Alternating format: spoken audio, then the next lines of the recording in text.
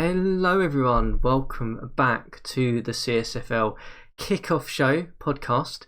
You will see that we're back on screen today. We're back into the actual game. And today we're going to be talking season preview because, we've been away for a while. Since then, we've moved on. We've had a Super Bowl. We've had an off-season, a draft, free agency. New GMs have come in. GMs have gone. It's complete and utter chaos as there usually is around the off-season. Trades, everything has happened, and the best way to try and break all of that down into something that we can actually provide as a show is to kind of have a little look at the season coming up, look at the preview, and the best person in the entire league to probably try and talk us through that is none other than the former Green Bay GM, but now the New Orleans Saints GM, Zach. Zach, welcome back. This is your regular slot, isn't it, now on the kickoff show? Yeah, exactly. It's good to be back, and we got a lot of new faces around the league, so it's kind of hard. I've put together a preview, season preview. I'll be posting here soon before the season starts. And, it was interesting to try to put it together, just because how many teams or GMs that haven't even been around for a season, so it's kind of hard to try to predict how they'll do. But I think it'll be an interesting season. Absolutely, and if they're as excited as your dog in the background, then they're in for a treat for this one. So, as usual, I think the best place to start off is probably to go by conference and by division. So, where would you like to start? Which division would you like to kick the show off with? Yeah, well, you can pick the order. I guess if you want to start in the AFC, we can start there. I don't know what division you want to do. Let's start AFC. Let's start AFC, and let's start from the top. Then let's start with the American North. So I'm just going to quickly flick over. We're going to look at it. Probably let's do this. Try and do this in as best order as we can. We'll do it by order of the HTML. So let's start with the Pittsburgh Steelers, who are top of the HTML. 5-11 last year. A bit of a transition year for them. New GM has come in. What's your take on them? Yeah, that's going to be the key for them is the new GM. I don't know too much about him personally or his history with the game at all, so I'm kind of going more based on roster. And anytime you have a new GM, it's sort of a penalty when I look at team rankings, just because you don't know what to expect. From a pure roster standpoint, not a whole lot to get excited about on defense. I think they're probably going to be one of the bottom-ranked defenses. They really don't have any receivers that I like. Obviously, they have Roethlisberger. To me, it's kind of Roethlisberger and not much else. The way I kind of see their roster, I don't.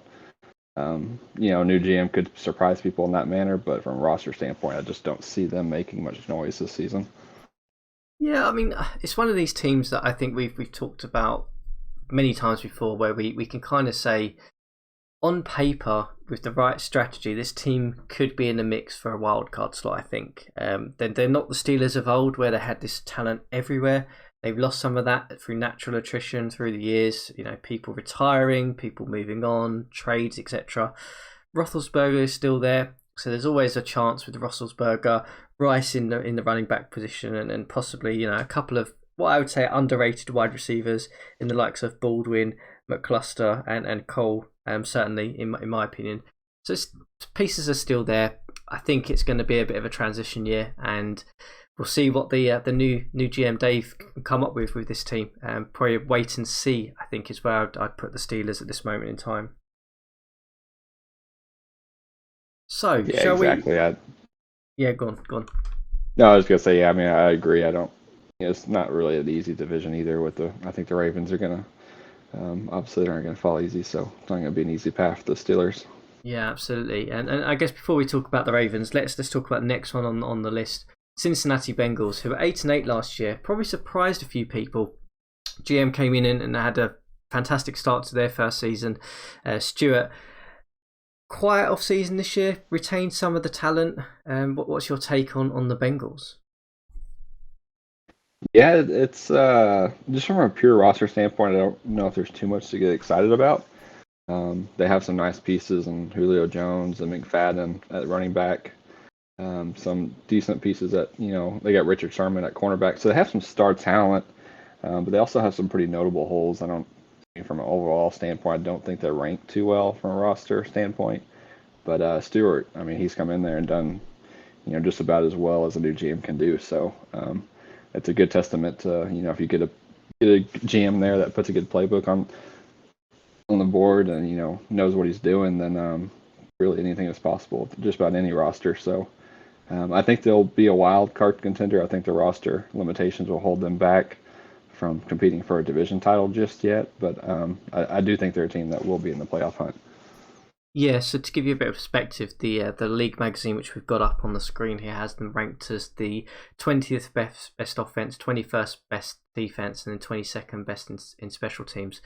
But I mean, I think it's fair to say that Stewart was given a very bad hand, I think, when he took this team over, and to get them even to 8-8 last year was phenomenal, really. And I think he would be the first one probably to say that a lot of the development of this team to the next stage really depends on some of the ratings progressions of some of the young players that they've managed to pick up over the past season a bit, and in this off season. There's some good points. I think McFadden clearly is still elite. Quarterback is a bit of a question mark with Anderson, in my opinion. But they've got some guys. Gresham's a nice pickup they had. Julio Jones as well in there now. There's some pieces in there that can cause teams challenges and issues, and I would be surprised if they don't end up competing for that wild card slot this year.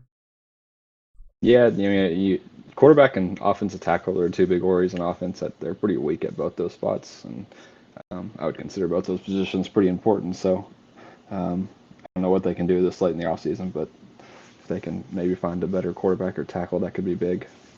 Yeah, possibly. I mean, I have to say, I quite like some of their backfield on defense as well. I think that's massively underrated here. Particularly when I'm looking at the magazine here and they're listing some of their cornerbacks at D.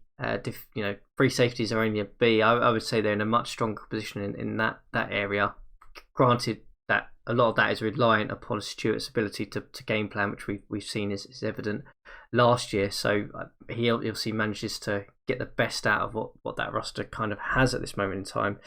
And I mean, I guess for some of you who don't know, he's actually gone off and won a title in the WWPF, I think, or maybe he made the Super Bowl this year in his first season. So certainly not a rookie anymore.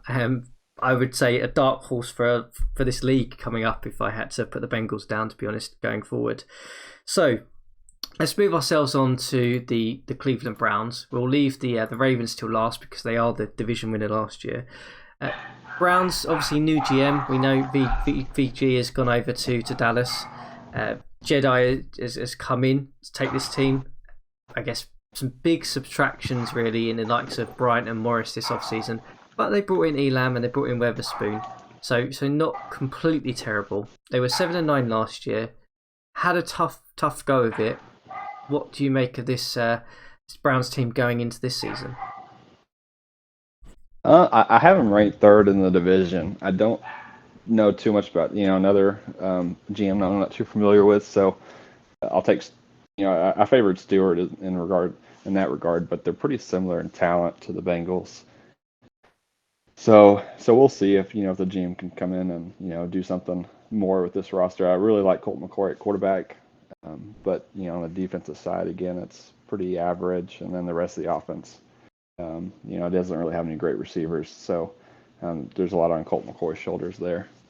Yeah, I mean, I would say that I think they're in a better position talent-wise than the Bengals are. If you look at quarterback, I really rate McCoy. I think he's easily one of the top 10 quarterbacks in the league now. The actual offensive line is in a good shape. The wide receivers, I know you're down on them, but I'm a massive Ford fan. We had him in Detroit for I think about maybe 2 seasons. Phenomenal player in the right system. Can play outside, can play inside, and can basically got pace to burn with him. So I can easily see him stepping into wide receiver 1 like he did with the Lions and excelling there. I think my main concern with this team kind of comes down to probably the back situation. I'm not a fan of the cornerbacks, and I think that they might get exposed a little bit there, particularly if they pick up an injury or two in that position. And I think that's my main concern with this team. So if you balance them off to the Bengals, I would say better roster. obviously a rookie GM, so we don't necessarily know how good the game planning strategy points are for this season. If he picks that up fairly quick, they could be competing with the Bengals possibly for that sort of mid-tier wildcard slot I can see this year. We'll see how it turns out. So that leaves us with the Baltimore Ravens in the AFC North. 13-3 last year. Previous year were Super Bowl champions. Not much in terms of addition. Well, no additions it says here on the magazine. Only one subtraction, which was a strong safety. Pretty much business as usual for this team, do you think, Zach? Yeah, I mean, I don't see any reason to be worried about this team. I think they have a top 5 roster. They obviously have an experienced GM. I mean, when you look at this team, it's pretty scary when you look at their lines on both sides of the ball. They probably have maybe the best tackles, and DeJuan Brown and Michael Orr at offensive tackle, and then their defensive line is just scary. They're probably the biggest defensive line in the league. They got defensive ends and Mario Williams and Nada. So they really get it done with their line play. If there's some slight concern, maybe you could pick apart their secondary and wide receiver play a little bit, but it's you're kind of grasping at straws there. Yeah, it's marginal. I completely agree. Team hasn't changed a great deal. Same strategy, same GM. Should be a contender. There's no denying it. They've got talent on both sides of the ball in the right areas. See how the Ravens do. I think that again they're going to take this division. I think that's pretty much a lock just because of who the Ravens are, and we'll see. We'll see what their Super Bowl chances are like. I'm sure that they will be hoping they don't get any major injuries this year, and see where they go from there. So that moves us on to the AFC South. Let's start with Houston, a team that was 8-8 last year, had a phenomenal comeback season, really, to be perfectly honest with you. Some massive key additions this year and key subtractions. I'll just give you the names that have arrived and the names that have gone. So obviously they've lost the kicker. I'm not going to talk about him, but they've managed to bring in Laurinaitis at linebacker, Sanders at tackle. Obviously losing Evans at tackle is kind of a balance off to Sanders, and losing Nick Collins at free safety is a bit of a hit for them. But that's some big additions they've brought in there to kind of fill the gaps. Do you think this team can move on from that 8-8 position it was last year? Yeah, not to spoil anything from my preview, but they are a wild card prediction for me this year. I like what that GM's doing over there. Obviously, I've been a big Andrew Luck fan. I wish I could have found a way to get him in the draft many years ago. So they're really set at running back. They're set at quarterback. They're they have really a star offensive tackle and Sanders. I think he used to be on the Lions. It's a top 10 roster quite yet, but I think it's right on the cusp of being a top 10 roster. And I think they have a solid GM in place now. They've had a lot of changes there in years past. So I'm pretty high on the Texans. I think it's going to be a tough division. I don't think they're ready to win it, but I do think they'll get the last wild card spot. Yeah, I agree with you with the Texans. I think Dijon, who I think was, correct me if I'm wrong, I think he was the Jets previously, I believe. I always get the Jets and the Eagles round the wrong way. Apologies, Dijon, if it's round the wrong way. But I know you was with one of them for a couple of seasons, did a good job there. But you certainly come on leaps and bounds with this Texans team and really took them by storm last year.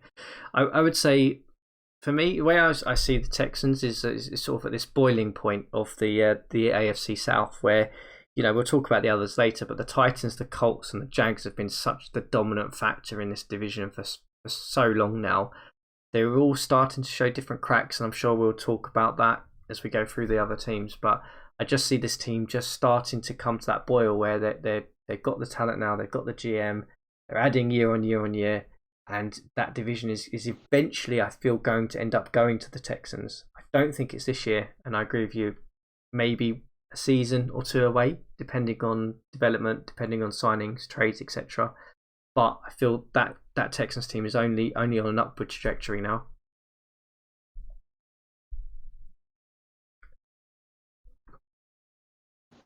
So let's talk about the team that's probably been top of this division for a long time. Super Bowl champions twice, the Tennessee Titans, a team that I think it's fair to say is going for a bit of a retooling phase, or imminently due for looking at that in a bit more detail. Basically, 9-7 last year. I think by Josh's accounts, that was probably a underperformance of this team. But top GM, Super Bowl champion multiple times. Roster hasn't really changed a great deal since those Super Bowl wins in the grand scheme of things. Where do you see the Titans now? Do you see them as this aging team that's probably on a bit of a decline, or maybe there's a bit of life still in the tank for this team? I don't see them in decline. They're my division winner. I think the AFC is kind of, I don't know if you'd say the AFC is down, but it's you have the Ravens up there. I don't know if there's a clear number 2 behind the Ravens, and I think Tennessee has still, is kind of in that argument for the number 2 team in the AFC if they can get on the right path again. Last year is obviously a disappointment, but I know they had a lot of close losses too. So, you look at this roster and it's kind of a trend. I'll probably hit on a lot, but they have great offensive tackles, so they can really do what they want there when they run or pass as far as protection, and then they have an elite secondary, one of the better in the league. I don't know the exact numbers, but it seems like just about every single year this team ranks in the top 5 in pass defense, if not better. I see no reason for that to stop. But really, the only question mark is, what kind of consistency do they have moving the ball in the air, and that's going to be key this year to see what they can do. They're probably one of the more creative teams as far as offensive, playbooks and philosophy. So it'll be interesting to see how good this offense can be.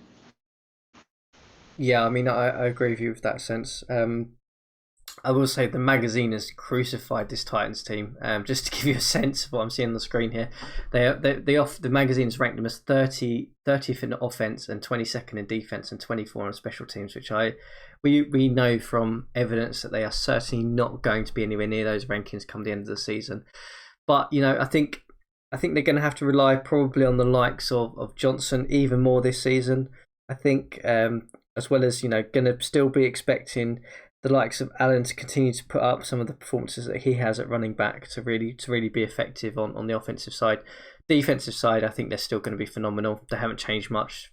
Josh knows exactly how he wants his defense to play, and I think they're still going to be in there or thereabouts with that division title this year again.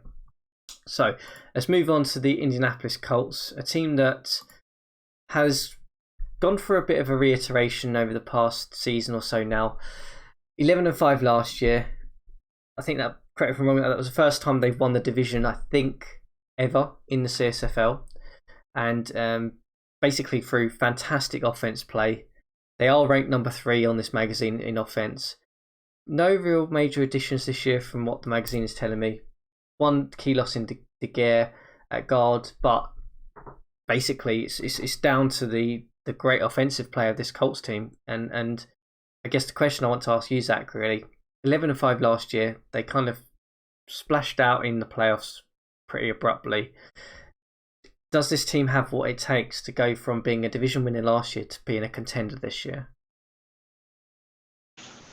Yeah, the story on them, sort of a trend here again, but new GM that I think he may have been here a little bit last year, but I obviously wasn't here the full year last year, so it was really close when I was doing the playoff projections between them and the Texans with the wild card spot. So you can kind of get a picture of where I'm going with this. I think I do have them missing the playoffs, but it's probably just about as close as you can get in terms of them making the playoffs. So I think they'll be right around that 9-1 mark. I think they'll compete for a playoff spot. They have a very talented roster, especially on offense. Their defense, especially at cornerback, linebackers, probably below average. I don't love their cornerbacks, but they do have so much talent on offense that I think they'll get over the 500 win mark.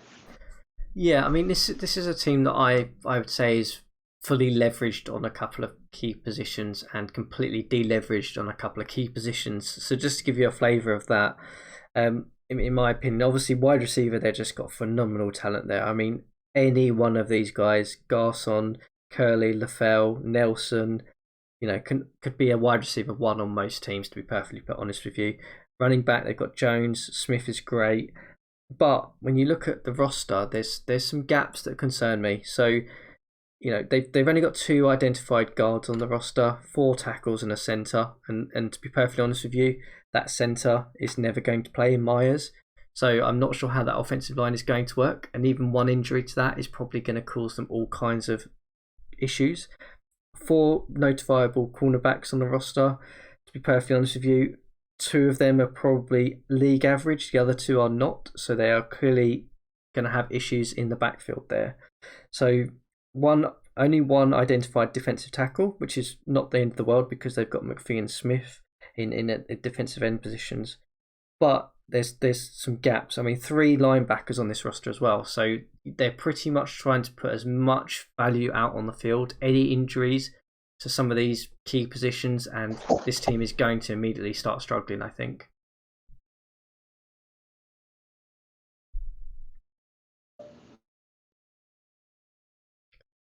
So that leads us on to the last team in the AFC South, which is obviously the Jacksonville Jaguars.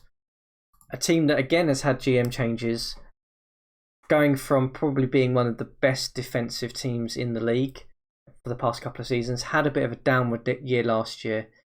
They're back this year from a 7-9 record. Been a tough season last year, a quiet off season. Is this a time for a rebuild in Jacksonville, Zach? Yeah, I was going to say that. I've never been a huge fan of the roster dating back for several years now, but the previous GMs kind of found a way to be competitive. And now with a new GM, I just don't know if he'll have the same ability to kind of work the magic with this roster. I want to say it's a terrible roster, but they really lack anybody that can catch the ball. They might have the worst wide receiver room in the league, and then Robert Griffin, I think, is their starter. I don't know, but he's pretty good, but I don't know if it masks the weakness at wide receiver. And historically, their defense has always been really strong, but when you look at their talent on defense now, I don't think it is what it used to be. You have a defensive tackle. I know I was kind of critical of it at the time. To each their own, but they spent a lot of money at defensive tackle with Raji. Maybe money that could have been spent elsewhere, but we'll see. Yeah, I mean, Raji is one of those guys. I'm interested to see if anyone actually gives him a go at a couple of different positions on defense, and just to see how it looks. I honestly have no idea whether that would be any good or just be a complete and utter failure. But if you're paying that amount to a defensive tackle, I would say at least try and see how it looks. Look, the failings of this team previously have always been on the offensive side, and that has only been on a downward trajectory since the probably last 2.5 seasons, to be perfectly honest with you. I mean, Griffin has developed a little bit. I think we have yet to see an effective version of Griffin in this league, and I'll be interested to see how that looks going forward. But yeah, I think maybe this is a bit of a middling year for this Jacksonville team, and possibly come back next season once the new GM Kev has kind of got his handle on the team and game planning, got a feel for what works, what doesn't work, and then possibly we might see a similar kind of push upwards from next season. But I think this season might be a slightly downward year in Jacksonville. So we continue moving through the AFC, and we move on to the American East now. Let's talk about the commissioners team to begin with. I think let's talk about the New England Patriots. 10-6 last year. They've obviously brought in Dorsey, former multiple defensive player of the year. Brought in Page at strong safety, lost Suggs at defensive end, and Havali at fullback. But a team that is surprisingly actually ranked second on defense now in this magazine. But 10-6 last year, had one of these funny, typical New England Patriots years, I would say, in this CSFL, where they started pretty terribly, had a crazy Wilson injury, Russell Wilson injury, got him back, they went on the run, got themselves into the playoffs, and then kind of fill out from there. How do you look at this team going into this season? It's kind of the same story with them, and that I think they're a top 5 roster. I think I've said that almost every year now. The thing with them, Rizzo's been Can I ask a hard to question? predict. When do we stop saying they're a top 5 roster when they don't actually perform like a top 5 roster? Well, I don't know. I guess it depends on your definition of a top 5 roster. It's a good question. Are you overrating at what point do we start? Or? I think it's fair to say with Rizzo, he got the grasp on the game planning last year, and yeah, I think that's all. That's the thing we've been saying. I think there is hope. Maybe they turned the corner. They did. Obviously, I think unless I'm just completely remembering it incorrectly, I think they lost Russell Wilson for part of the year, and then they actually looked pretty good in the second half of last year, if I remember correctly. So I have them. I do have them winning the division.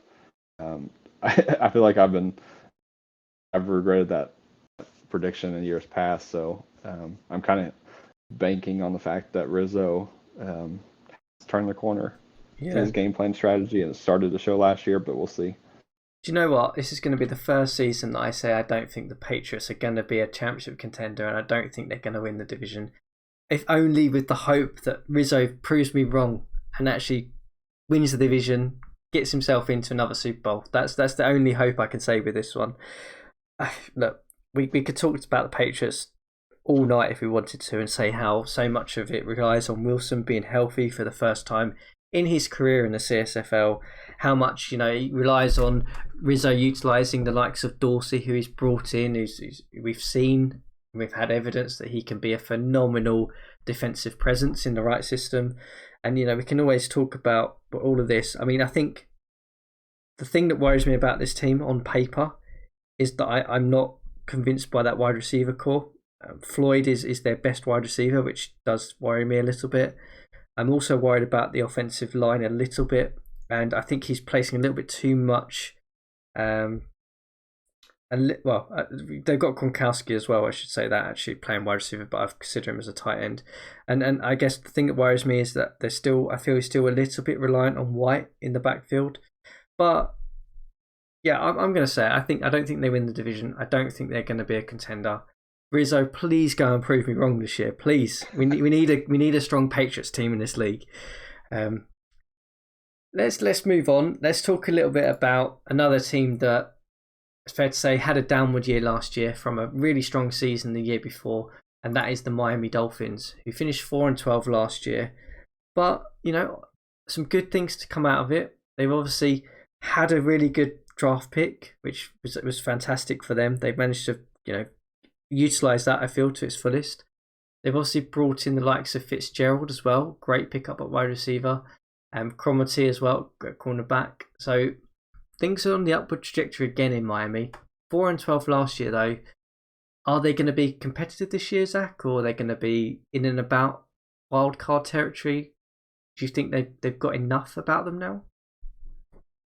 Yeah, this is sort of a New England light team. I mean, they're very much like New England.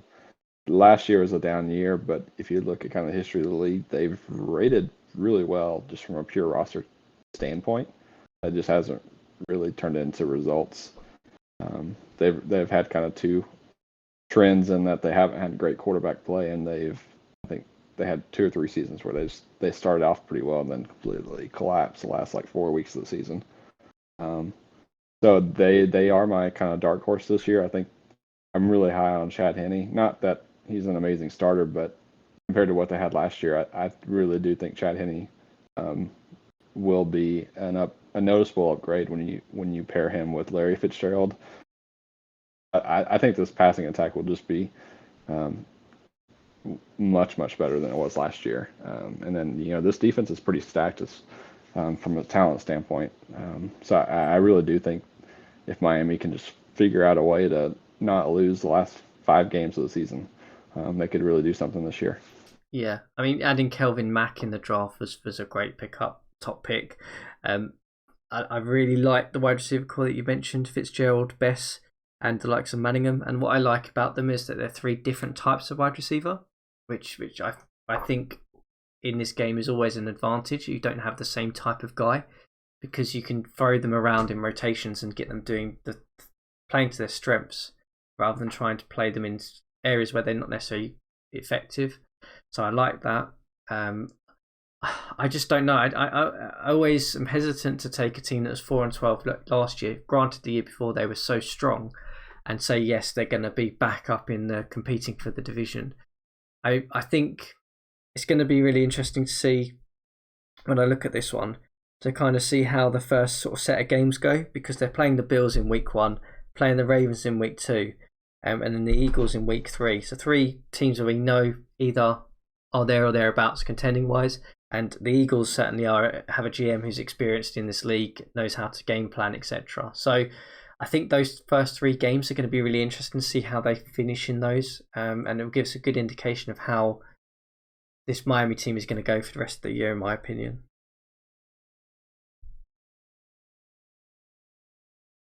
So let's talk a little bit about, before we talk about the Bills, because obviously they were a Super Bowl team last year, let's talk about the other team that was sort of in the middle of the pack last year, the New York Jets. Finished 7-8-1. Bit of a quiet off season for them this year. Quiet off season, not many real changes. Do you see them moving on from that 7-8 record, or are they still going to be a middling team in the AFC? It's a tough division. I think in some respects it's a winnable division in that I think every team above them has question marks, but in the same token, they have really 3 teams that are all very, very competitive, which not every division has. So someone has to finish 4th in this division. Not necessarily that I'm super low on the Jets. I think that's who I would have finishing 4th if I had to predict. The roster from a talent standpoint is obviously they have great quarterback play. They lost a little bit of wide receiver. The rest of the defense is kind of the same story. It relies on 2 stars and linebacker Harris and cornerback Revis, but the rest of the defense is really lacks a lot of talent there. So if they lose an injury to one of their stars on defense, they could be done for. Yeah, I mean, I don't have a lot to say on the Jets, really, to be honest. The team's pretty much the same as Edwards is obviously a huge loss for them. I think just because other teams around them have probably moved on, 7-8 might be a little bit of a stretch too far for this team this year. But, likewise, you said they've got talent in key areas. Depending on the right way some of these games might go, they might overachieve on my expectations there. But we'll see. I mean, the Jets are just a status quo. We'll see how it goes, in my opinion, with them. So that leaves us with one final team in this division, and that is the Buffalo Bills. Got to the Super Bowl last year, 12-4 record. Busy off season for this team, to say the least. I mean, they lost Cromartie, they lost Bird, they lost Pollard, Wilson, brought in Urlacher, brought in Colley. I guess the question that everyone's going to be asking about the Buffalo Bills is, are they a contender again this year? Yeah, I mean, title contender. In the AFC, I still can kind of consider the Ravens cut above, and then I think they're right in there if they can get some luck in the playoffs. The Bills to me are almost the exact opposite of the Patriots every year. Obviously, they have Urlacher at linebacker. I love their linebackers. I love their wide receivers, but just about every other position on their team, I think, is borderline bottom 10 in pure talent, which is kind of a flip from the Patriots. But it goes without saying they get a ton out of their roster from a production standpoint. So obviously, I think they'll pass their expectations from a talent standpoint, but they do lack talent to me from when you look at their roster. I don't know if they'll win it. I'm guessing that might be your pick if you don't have the Patriots, but I think I would favor the Patriots this year if I was trying to predict the division. Yeah, I mean, for me, when I look at who's going to be a division winner, I don't necessarily just look at the talent in the roster. I look at who's the most consistent team. And if I look at the Bills team last year, they were very, very consistent. They knew their identity. They delivered based on that.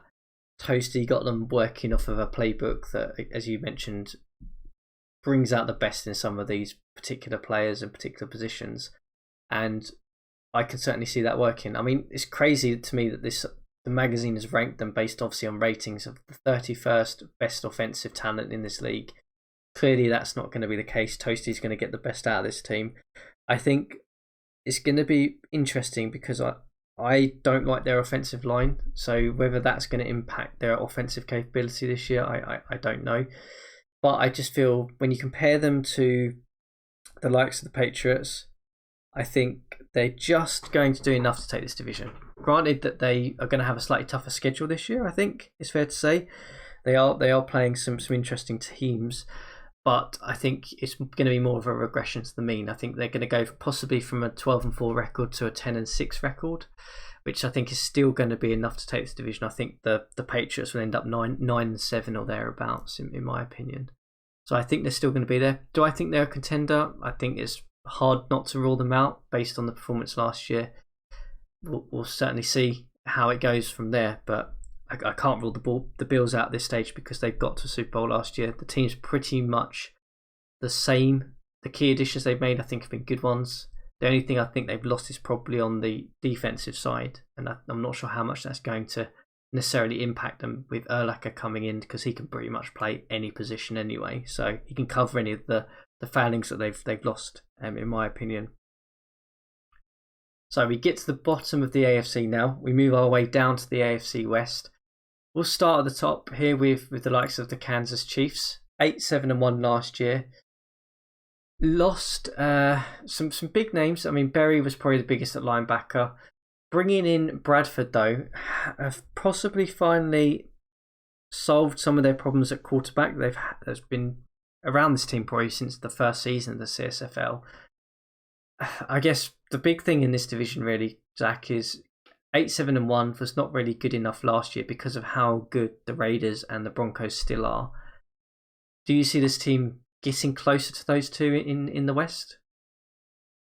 Short answer, no, not really. I believe in this as another new GM team, so anything's possible in that regard. From a prediction standpoint, I love Bradford. I think he was worth what they gave up, but they have some really questionable. I think they're probably one of the lower ranked teams as far as offensive line, and their defense is probably a bottom 10 defense in talent. So we'll see what the new GM can do with it, but I don't have them ranking too high on my list. Yeah, I mean, it's a team that I actually have no expectations for at all this year, to be perfectly honest with you. I don't know how they're going to do. It's a team that's, I think it's fair to say, has been mismanaged in the past couple of seasons. Maybe the new GM comes in, gets a grasp of it, brings a different style, makes a bit of a noise. I think talent is there, and it's just a case of utilising that now. Let's move on to the LA Chargers, though, and talk about a team that was down the bottom of this division last year, 4-12. A team that struggled. It lost Rivers in the brought Rivers in the off season. Probably that's the biggest addition, I would say, to this team. Zach, what's your take? 4-12. Is this team going to make a move upwards? Yeah, they're kind of one of those teams where I don't know if talent is their biggest issue. They have some pieces that are really, really nice pieces to work with, but just based on prior year success, there's just not a lot of hope until we see it, type of thing. Yeah, I should say apologies. Rivers is not there as a key subtraction. It's right in front of me. I don't know why I said that, but yeah, I think Rivers is going to be a key loss for them. If looking at that now, I'm interested to see who wins the quarterback position out of the likes of rookie Carr, Alton, or Shaw. But I think it could be another tough rebuilding year for this Chargers team. So we get to the top of the American West last year. Let's talk about the Denver Broncos first. So former Super Bowl champion, 10-6 last year. Fair to say that Noah was, from what we understand, the chat on Discord was pretty frustrated with this team last year. I think not a lot really has transitioned this year, and we've talked a little bit in the Discord chat about how much speed this team has on defense. But I'm interested to get your take. Is that going to be the only thing that's going to help this team win, or are there other issues that we need to consider when looking at the Broncos this year? Yeah, I mean, obviously they have the GM to get it done. It's interesting. I always struggle with this roster just because they rank so poorly from an offensive line standpoint. And I'm a GM that values offensive line a lot, so it's always kind of conflicting for me to judge their roster with that offensive line. But they have so much. They do have a lot of talent on defense with, starting with their defensive ends and J.J. Watt and Lamar Houston. And then the rest of the defense can just quite simply they're fast. So I think they have the talent to get it done on defense. Chase Daniels is a good quarterback. They have good wide receiver play. It just really comes down to how much that offensive line talent could hold them back. Yeah, I mean, I agree with you. I really love the defensive strategy, which is essentially let the likes of Houston and Watt just basically pound the opposition. Everyone else will just cover everything else. We've got the speed there. I really love that idea of defense, and it's been so phenomenal for Noah for many years now, and it's not surprising that that's really effective. I think the offensive line I've talked about, I think last year, and I've talked about maybe the year before. That just worries me. Not in the regular season. I think they'll still get to 10-6, 11 and 5 probably. They'll be there or thereabouts because they'll just win games off of some of their strengths. The thing that concerns me is when they get to the playoffs and actually playing against teams where there is talent there, that offensive line will just naturally struggle. And I feel that even if they got them up from where they are, which is a D guard, a C center, and a D tight, where's the tackle? A B tackle. If they got those up to like just straight Bs across the board, I know that's arbitrary because we're looking at a magazine on ratings and it's not particularly the best thing, but if they were just able to fill some of those positions with just one or two guys who could just at least compete with some of the top tier talent in the AFC, then this team would be a Super Bowl contender. That's how tight I think the margins are for this team because Noah is such a good GM. And that leaves us with one final team in the AFC, the Oakland Raiders. So another team that's gone through a bit of a GM transition over the past year. 10-6 last year. Clearly, this team was all about offense last year. But surprisingly, actually, the magazine has them ranked 24th on offense, 30th on defense. Do you think this is probably a year that the Raiders regress back into the mean and the Broncos come back to the forefront of this division, or do you feel they can still hang in there with the likes of the Broncos for the West? Yeah, I'm surprised the magazine has them that low. I do have the Broncos winning the division, but the reason I didn't pick the Raiders to make the playoffs wasn't so much from a roster's talent standpoint. It more just had to do with the new GM. I don't really know too much there, and so I favored a couple of other teams that I thought they were close with, just a tad more. From a pure roster talent standpoint, though, I don't know why they'd be ranked that low. Obviously they still have Manning and Lynch in the backfield. Vincent Jackson catching passes. They have an elite tackle in Sam Baker. Their defense is some really elite talent with Tommy Harris, defensive tackle, and Antonio Cromartie at cornerback. So I don't know if I quite consider it a top 10 roster, but I think they're a top 12, top 15 type roster. Yeah, I mean, I completely agree with you, and I think we start to see the failings of the magazine when the running back position is ranked a D and they have the likes of Lynch on the roster. But there we go. Yeah, I think the Raiders are still going to be there or thereabouts competing with the Broncos. I don't think they will take the division this year, but I think they're almost certainly a lock for a wild card slot in my opinion, just based on the roster talent. So that brings us on to moving on to the next conference, the NFC. Let's start with the NFC North. And of course, Zach, I'm going to start with your former team, the Green Bay Packers. 12-4 last year. I'd be interested in two things really. Your reflections on the season last year and then just on how you feel this Green Bay team is going to do into this season. What season was that? It seems like it was forever ago in some ways. Yes. So Yeah, it's it was one of the rare seasons that Rodgers, I don't think, got injured in the playoffs. So you were healthy going into oh the yeah, that playoffs. one. Yeah, so last year lost to the Panthers, I believe. I think it was like a last second touchdown that Cam Newton threw or something like that. It was frustrating. I thought that was my year to win it. Rodgers was healthy, team was stacked. Again, looking forward though, a new GM I think has some experience in this league. I'm kind of forgetting his exact history, so forgive me there.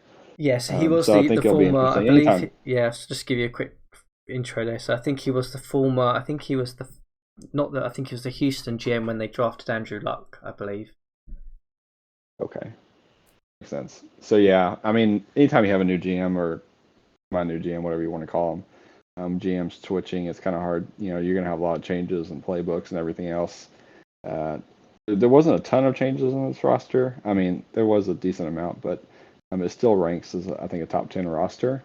We'll just have to see kind of what transpires as far as playbook changes and on that front. You know, I still like the roster. Maybe just from they added Jared Allen, which is a little bit interesting, just because I didn't consider defensive end a big need. Maybe if you're really trying to you know pick apart this team, maybe they could use another cornerback instead of a defensive end. But they lost. I think I forget the exact name of. They lost their top cornerback. I forget his name, but he So it retired, was so that was Hall. kind of It their was big Hall. They loss. lost the top cornerback. Okay, yeah, so they lost him due to retirement. So that's kind of their big loss. It's gonna be interesting to see if they maybe take a step back in their pass defense, but the rest of their team I think will still be pretty top notch.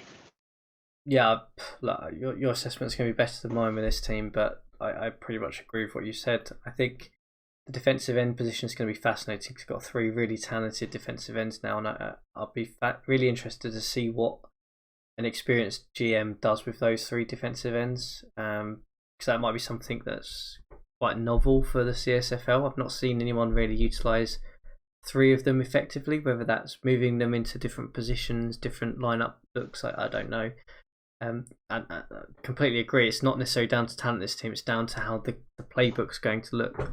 I think that's going to be the biggest factor in Green Bay's success or failure this year. But we'll see. I think they're in good hands. They've picked up a couple of good players that I like, and had a bit of a retirement hit as you mentioned there. But I still think this team is there or thereabouts in terms of a Super Bowl contender. And that's probably not surprising to anyone who's watched any of the shows before or is in and around the league with Green Bay. It's pretty much where they've been since your tenure, Zach. So not surprising there. But let's talk about a team that probably has been on an upward trajectory. We talked about them last year as maybe a dark horse for the division, a dark horse for probably the wild card slot as well. Later on in the season, and that is the Chicago Bears. So they were 9-7 last year. They brought in Matt Lye at tackle this year. Not lost anyone. How do you think they're going to be close to that division title this year? Do you think they're going to improve on 9-7? What's your take on the Bears? I like the Bears. I think they have a good roster. I'm kind of going back and forth on this prediction. I did have them to miss the playoffs. We'll get into that in a little bit more when we talk about some other teams. But they're kind of like the Colts and the Raiders in the AFC, which I think I did predict them to miss the playoffs, but I have them as probably the first team out.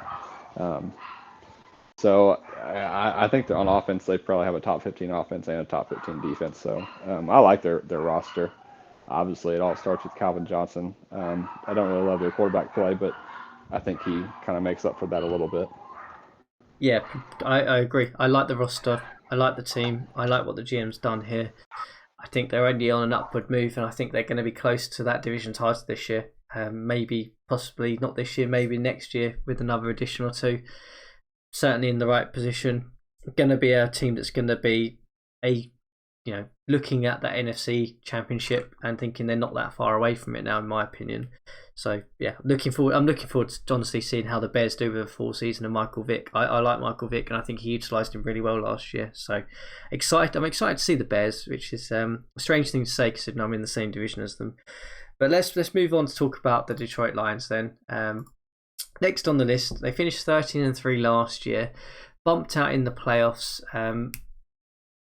I'm interested to get your view on this Lions team. Now you've stepped away from the division. I guess the key additions was Wayne, Claiborne, and Jones. Lost Cooley and Vilma through for retirement. But 13-3 is a tough record to get back to, I imagine, Zach. Yeah, so I still picked Detroit to win the division. That goes without saying. I think Detroit's almost kind of. I think your team is almost sort of boring in a way that it's so stacked that it's almost not even much to talk about, really. I think I think you added 2 defensive ends, correct, via trade? Yeah, correct. You added Jones and Claiborne from your team, actually. I think it was in the end.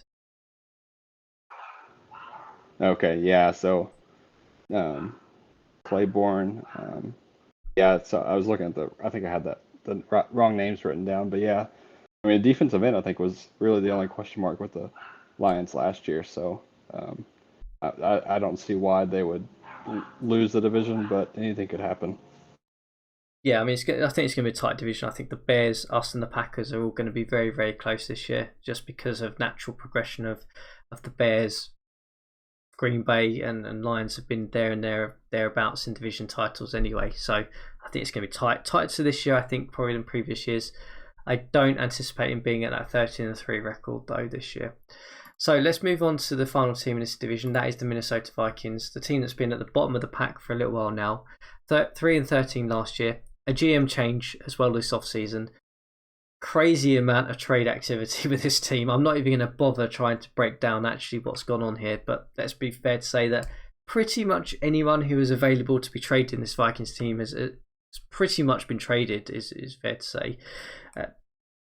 Do you see them being better than a 3-13 record last year?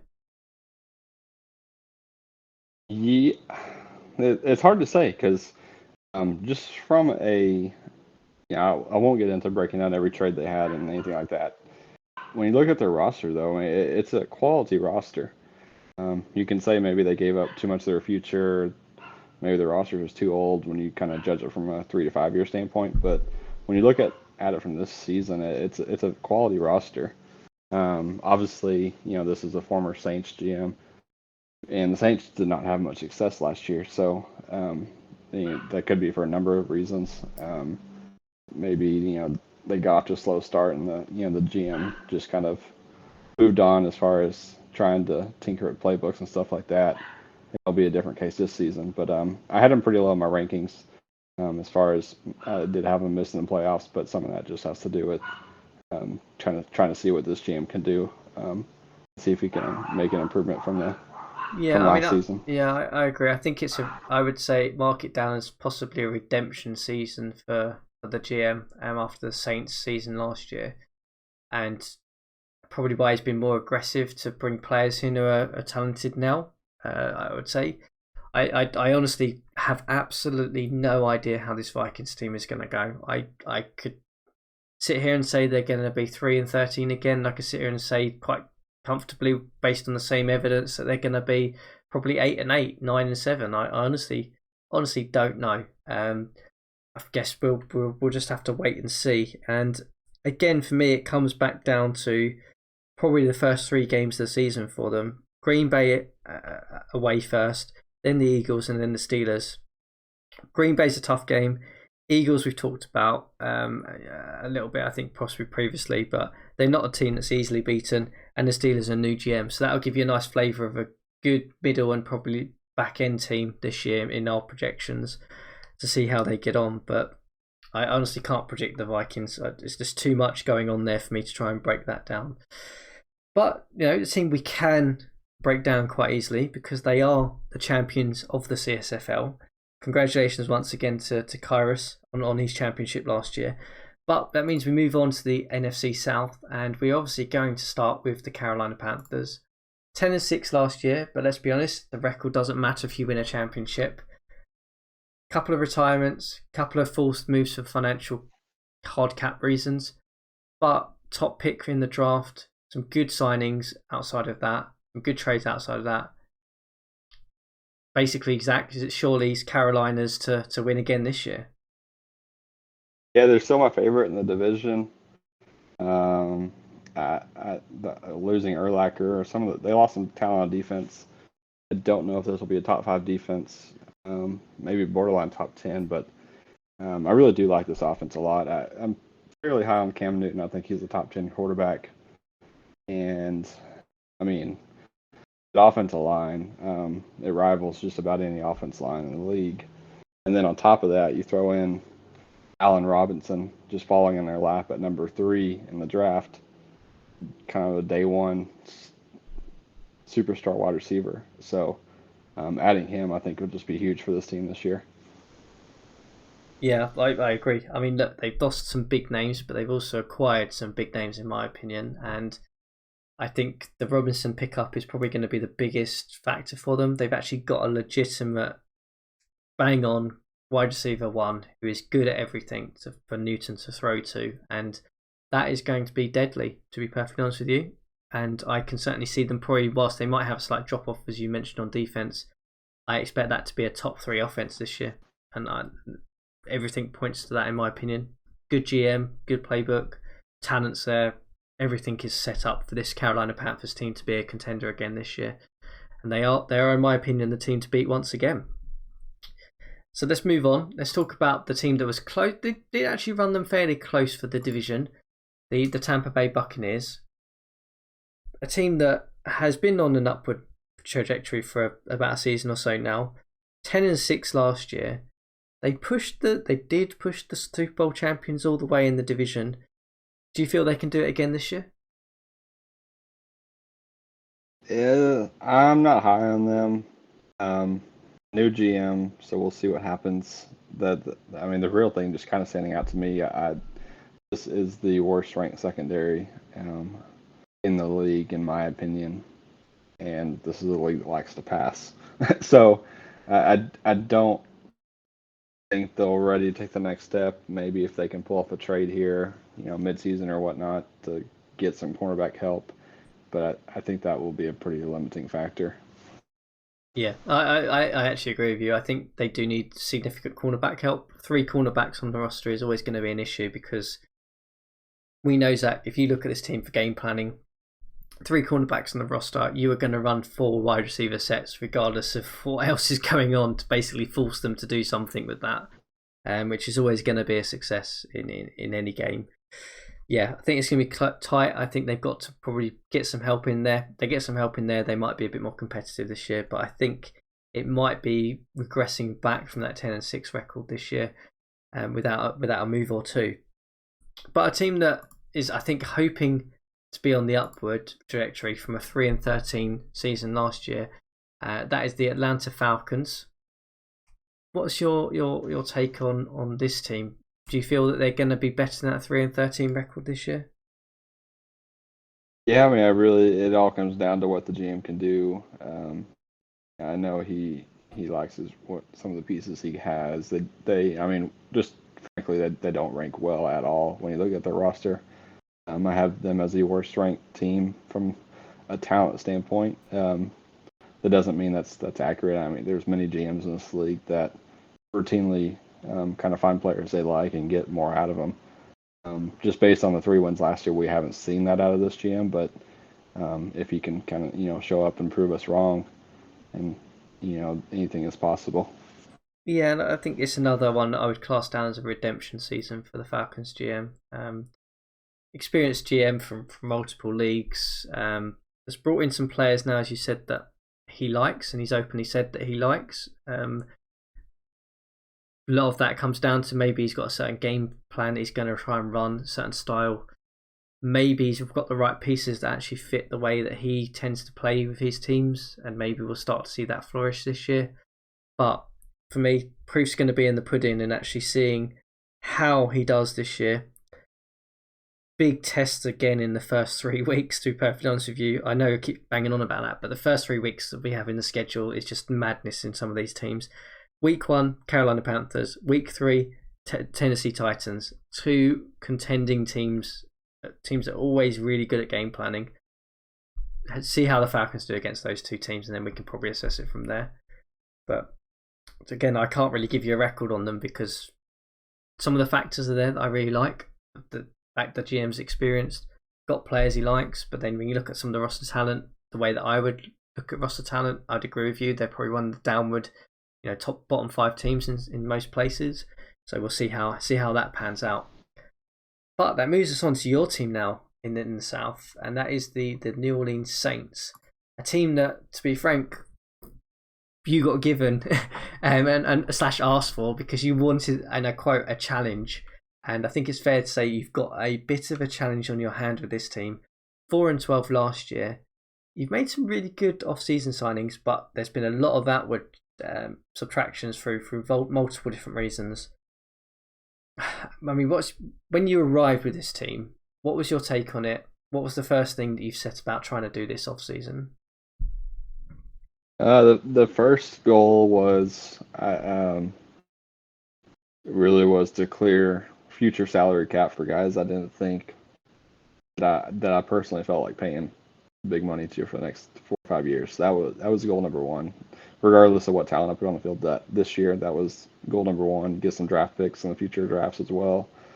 And then the secondary goal was to try to put a good roster on the field this year. That's kind of why I brought in guys like Carson Palmer and Steven Jackson. I got them good, cheap, even though they're kind of old, maybe don't fit a rebuild, that they can kind of come in for a cheap contract and plug some holes in the short term to buy me some more time. When you look at my roster, I think I probably have a top 5 secondary and a good run. I should run the ball well. Passing probably pretty average, and I'm a little bit worried about my defensive line. I think that's kind of the easiest way I can sum it up. But I think I'm really hopeful I can compete for a wild card. But I've been kind of spoiled with a great roster with the Packers, so we'll see. Yeah, I'll say it now. I see you winning 8 games plus with this team, to be perfectly honest with you. I think you're being pretty modest on the off-season that you've had with this team. You've picked up some fantastic signings. If I'm being honest, I like Palmer. I really like Jackson that you called out. You talked about the wide receiver set. I actually don't mind Stuckey and Williams, to be perfectly honest with you. I think they're fine. I like the backs that you've got. I like the linebacking core you've got. Granted, there's an issue at sort of the front of defensive line, but to be perfectly honest with you, you've got Harvey and Irving there who will just do most of the work anyway. I actually, honestly, I'll say it now on this podcast. I see you competing with the Panthers for that division. That's where I see this team, and that's how drastic the offseason has been for the Saints team, which is phenomenal. And it just goes to show that with a bit of planning, a bit of thought, a bit of a game plan, I think you can turn any team around in this league. And yeah, I'm excited to see what you do with the Saints, because I think it's probably the first time you've inherited a team that it's probably it was a bottom 3 team last year, and yeah, we'll see how you get on. But I think you could take that division, and that's not being modest at all. At least give the Panthers a run for the money is what I would say. I'm not quite that high, but yeah, I'm hopeful we'll be a playoff team, so I'll leave it at that. But right, let's move on to the National East then. Let's talk about another team that has been, I would say, I'd call them a yo-yo team, a team that's been really sort of in the wild card hunt, playoff hunt, and also been a bottom 5 team, and sort of chop and change between the two of them, and that is Washington football team. Surprisingly quiet off-season for them, really. They were 8-8 last year. Brought in Bell at running back, which was, I think, a nice pickup. They've still got Stewart there, so they've got a nice tandem. Not really lost anything. 8-8 last year, possibly competing for a wild card this year. Is that what you see, Zach? Or do you see this being the drop bottom part of the yo-yo, where they end up back in the bottom sort of 5-10 teams this year? Yeah, I mean, I'm not really have a lot to comment on the Washington. I think they'll be solid. They're kind of rank around like 20 to 24 tier in both offense and defense, just kind of solid, but not great. We'll see if they can kind of take that next step, but I don't have a whole lot of expectations as No, far as playoffs. yeah, I agree. I mean, I think it's a quiet off season was probably the right decision for this team to actually kind of see where things land. I think they'll be struggling to get to that 8-8 record this year, but just because teams have moved on around them. But we'll see how this Washington team goes. But let's move on to the Dallas Cowboys, a team that V Gorilla took over at the middle to end of last season, got them to 11-5 record. They've obviously lost. I guess the biggest loss that they've had is Romo at quarterback for them. Do you feel that that naturally is going to mean they're going to drop off this 11-5 record, or is there something else we're not seeing here that's going to help propel them into that division win? It's interesting. I think they have a really good shot at winning the division, just from a GM perspective and a lack of clear winner in the division, talent in the division. But from a roster standpoint, not really high. I think they're kind of more playing for the future, draft picks, younger players. So I don't love their roster, but I still think they have the ability to win this division. Yeah, I agree. I think this is a division that historically has been a 9-7, 10-6 record. As kind of 10-6, you've definitely won the division. 9-7, you've almost definitely won the division. We've seen teams, I think, even maybe an 8-8 team win this division before. I think so. It's a division that is always there for the taking, and I think Big Gorilla is going to have to lean a little bit more on his playbooks, a little bit more on his strategy this year, on his game planning to probably get the job done. But I still see Dallas winning this division, even without Romo, just because of the game planning element to it. But let's move on to the Philadelphia Eagles now. So another team that I would say, Philadelphia is an interesting one, I think, because I say it's another team that I would say that's always in the middle of the pack, and they pretty much are. They're always 9-7, 8-8. They're always around that 7-9 record. They're always sort of bouncing around that middle tier, never really taking themselves into winning the division or dropping themselves down so far to be a bottom sort of 10 team in the league. But this year, no real additions, no real subtractions in terms of the grand scheme of things. It's 9-7 the record you feel they're going to end up with? That's pretty fair. I mean, I think they're kind of 8-8, kind of that. I think they have a solid defense. I really worry about their quarterback and offensive tackle play, two important positions. I think they look to rank pretty low at, so that's going to hold them back in my eyes.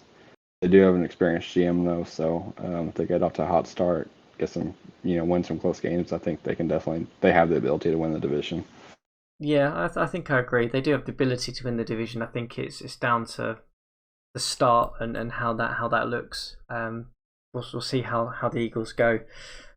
And that ends us up with the bottom end of the division last year, which was the New York Giants, team that finished 5-11, managed to land the top pick in the draft. Guess interested to get your takes on this. Key additions were Richardson at defensive tackle, Cooley at tight end, and Havali at fullback outside of the draft. Lost Reggie Wayne though at wide receiver. 5-11 surely is too low a record this season for this roster and this talent. Yeah, from a talent standpoint, I think they probably have the best roster in the division. Just kind of depends on what Giants are going to show up. They had Eli Manning get injured and sort of just kind of weren't competitive, and then we've seen them make the NFC Championship game. So it's kind of hard to predict what Giants we're going to see, but I think they do have by far. No, I don't know if I'd say by far, but by a decent margin, I think they have the best roster with Arian Foster, and they got young talent and Richardson and Donald on the defensive line, and they don't really have any major holes. So secondary is a bit of a worry, but I do like this roster. Yeah, I agree. I like the roster. It depends what Giants turn up, to be perfectly honest with you. Are they the Giants of the championship contender, or are they the Giants of last season or the previous couple of seasons where they've been down the bottom? I honestly, we'll see what Giants turn up next year. And that could be anything. It's a bit of a wild card with them. Let's move on to the National West, though. Last division for us to talk about this season. And we will kick ourselves off with the LA Rams, 3-13 last year. Big subtractions in the likes of Bradford and Lewis. This team is absolutely 100% Tony, Mr. Bridgewater's now. Do we think that Bridgewater is enough to get this team up from a 3-13 record this year? I'm not super high on him being an impact player.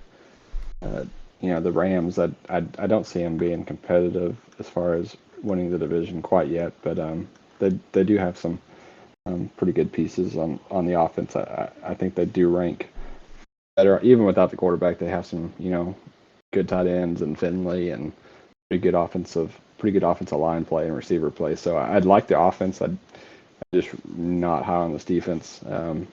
Defensive line and cornerback and safety play are pretty weak altogether. So I'm not too hopeful they'll rank in the top 20 in pass defense. Yeah, I agree. I think they're going to have a tough season this year just because of some of the gaps they've got on this roster. I think a team that could do with another top pick, to be perfectly honest with you, for next season. Maybe kickstart that rebuild again for them. Losing Bradford was, in my opinion, a bit of a loss for them. But maybe Bridgewater turns up and gives us something that we weren't anticipating with this Rams team. Let's move on to Seattle, though. A team that has had a little bit of stability recently. Some big additions, not only just in terms of roster play, but in terms of arriving probably one of the guys who has written the book on the game itself, to be fair, in Skelter. He's been bold with some of those moves. Big salary's been paid out. Anything you don't like about the Seahawks in terms of going from 6-10 to possibly taking this division this year? It's hard to say. I've heard all about Skelter and his past successes in other leagues. I think this is a very winnable division. We'll talk about the Cardinals in a second, who have kind of controlled this division, but they also have some changes on the roster and GM. So this division is wide open. If what I've heard about Skelter, I think he'll get it done just from how winnable this division is. I think they have a bottom 10 offense, so we'll see what kind of magic he can work there. But I think it's a borderline top 10 defense from a talent standpoint. So we'll see. Yeah, I will say a bold prediction: Seattle Seahawks are a contender this year. I'll say that now. I think from what I've seen of Skelter in other divisions as an observer, and the way he's constructed this roster this year, I think that people are going to be very surprised by the Seattle team, and in a positive way. And I think that's going to be actually quite interesting and dynamic for the league going forward this year. In particular, the National West as well. It's going to be fascinating watch. Let's move on to the 49ers. Yeah, go on. Just going to note, I think it'll be good for the NFC too. We've been kind of needing another star GM kind of to compete with you guys, the Lions, and some other teams. So I think it'll be great for the NFC if the Seahawks and someone else in the West can get hot. It's always great when you get a GM in who's experienced, good at this game, makes everyone up their game. So it's fantastic that guys like that come over. Let's move on to San Francisco, though. 49ers, 6-10 last year. Another one of these yo-yo teams. Had good years, had bad years. A lot of key subtractions, though, this year. Raji, Karimi, Laurinaitis, Colley. Not a lot in terms of coming in outside of those losses, really. 6-10 last year. For me, a team that I think is going to be worse than that record this year. What's your take on it, Zach? Yeah, I was going to say the same thing. I mean, just based on what moves they've made, they look like a team playing for the future.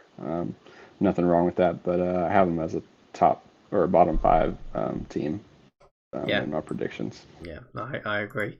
So let's move on to the final team of this preview, and that is the Arizona Cardinals, top of the magazine in alphabetical order. But you talked a little bit about them with Seattle, and you said that the Cardinals have had a stranglehold on this division for the whole of the life of the CSFL. They have 10-6 last year. Some big subtractions though this year. New GM, some players moving on from this roster.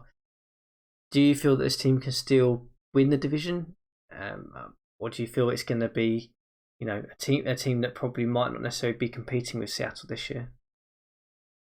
Yeah, from a roster standpoint, I think they're maybe a hair ahead of Seattle from a talent standpoint, but we got two new GMs.